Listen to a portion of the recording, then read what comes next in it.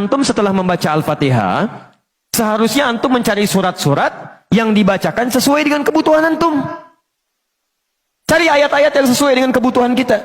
Karena dari Al-Fatihah sampai dengan An-Nas itu semua berisi kebutuhan kita. Saya baca cepat ya. Tapi nggak usah ditulis. Saya ulangi, tidak usah ditulis. Ya, saya bacakan saja. Misal, sebelum lahir, tadi kan ikhtiarnya Quran surah kedua Quran surah ketiga ayat 38 sampai 39. Keadaannya Quran surah 19 ayat kedua sampai dengan ayat ke-11-nya. Begitu dia mulai mengandung, bagaimana kandungannya supaya baik, Quran surah ke-7 ayat ke-189.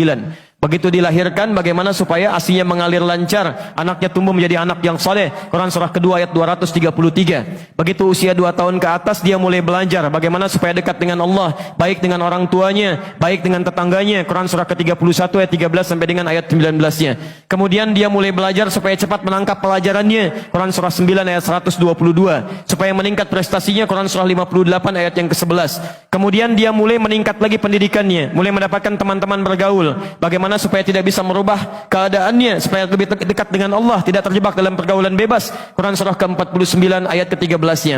Ada yang serius datang mau melamar, bagaimana menyikapinya? Quran surah ke-4 ayat yang ke-4. Terjadi pernikahan, Quran surah 30 ayat ke-21. Setelah menikah, bagaimana membagi tugasnya supaya tidak gelisah dalam pembagian tugas, tidak saling menyingkirkan satu dengan yang lainnya. Quran surah ke-4 ayat 34. Setelah dia menikah, suami mulai mencari nafkah. Bagaimana cara bekerjanya? Yang standar ada di Quran surah kedua ayat 168. Kalau mendapatkan ingin yang lebih mudah lagi, Quran surah kedua ayat 172. Kalau belum berangkat, rizkinya sudah menunggu dia, Quran surah 7 ayat ke-96-nya. Kemudian dalam bekerja ini tidak mudah. Istri harus merawat anaknya, merawat rumah tangga. Kadang-kadang anaknya sulit diatur, mengatakan pada perintah ibunya, mengatasinya. Quran surah ke-17 ayat ke-23. Itu dua-duanya sama-sama capek. Jangan dikira yang pergi ke kantor saja. Ibu pun merawat anak juga kadang-kadang ada rasa lelah. Bagaimana mengatasinya? Kalau lelah-lelah sedikit, itu ada di Quran surah ke-26 ayat ke-80.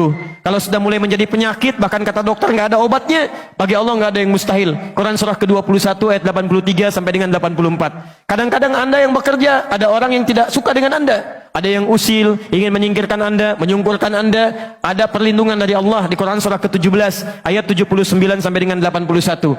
Kalau ada yang membuat diri Anda tersesat sampai mengatakan, ya Allah kenapa dia begini, ya Allah apa enggak ada solusinya? Selalu ada. Amalkan di Quran surah ke-21 ayat 87 sampai dengan ayat ke-88-nya. Sampai Anda beraktivitas lagi, mendapatkan kesenangan hidup, harta mulai melimpah, Masya Allah, rumah semakin luas. Syukuri itu semua dengan mengamalkan tuntunan di Quran surah ke-14 ayat yang ke-7-nya.